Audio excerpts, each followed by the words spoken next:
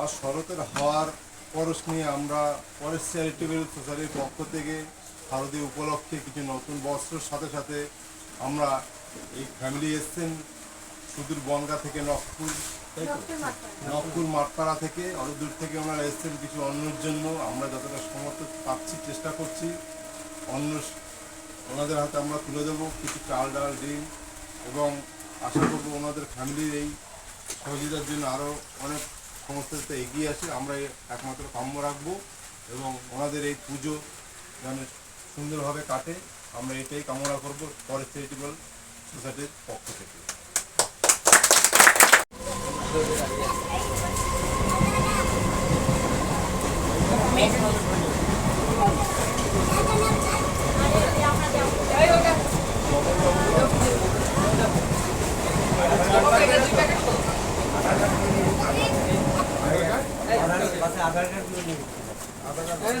আপনি বের করে পরে ঢুকিয়ে নেবেন, ঠিক আছে? এটা আগে এখন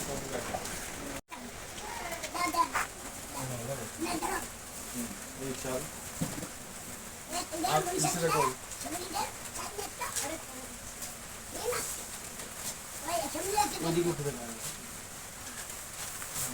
গঙ্গা গঙ্গা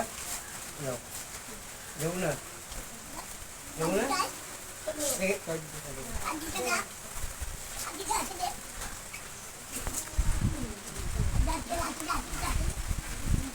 সামনেটা একটু ফাঁকা রাখ, সামনেটা একটু ফাঁকা রাখ।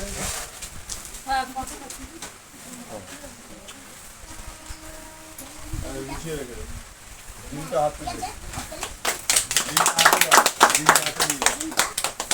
ভালো থাকবেন আশা করি। ঠিক আছে, ভালো থাকবেন আশা করি। আমরা আমাদের মতো ছোট সমস্যা থেকে যতটা পেরেছি আপনাদের সাহায্য করার চেষ্টা করেছি এবং আবার চেষ্টা করব আগামী দিনে। এই আশীর্বাদ রাখবেন যেন আমরা আপনাকে আবার পুনরায় হেল্প করতে পারি। আমি একটা পৌরু থাকবো আমাদের ছেলেরা দেখে না, এই পাশ থেকেই যাবেন, ট্রেন হয়ে যাবেন তো, এইখান থেকেই যাবেন। এদিকে জল ভালো থাকবে। হ্যাঁ, খুশি তো? আরে দাঁড়া না কেন?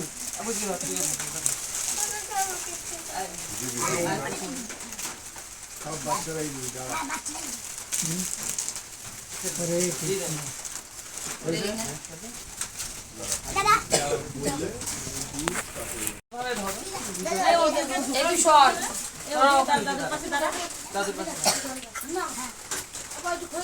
পরেশ চ্যারিটেবল সংস্থার পক্ষ থেকে আসন্ন দুর্গাপূজা উপলক্ষে মহালয়া শুভেচ্ছা জানিয়ে অগ্রিম আমরা ওনাকে একটা নতুন বস্ত্র দিয়ে সহযোগিতা করছি।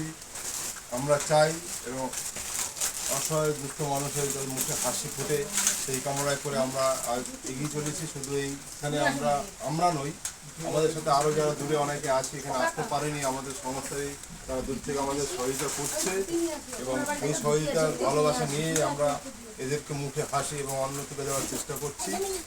আশা করি সবাই ভালো থাকবেন, এই কামনা করছি। না হচ্ছে নতুন বস্ত্র তুলে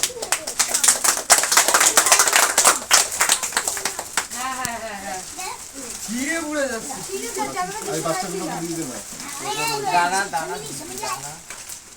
এই মামা মেদিকে এই পুচকি রে গায় পুচকি কত দূর আর এদিকে কি চাই এই তিনজন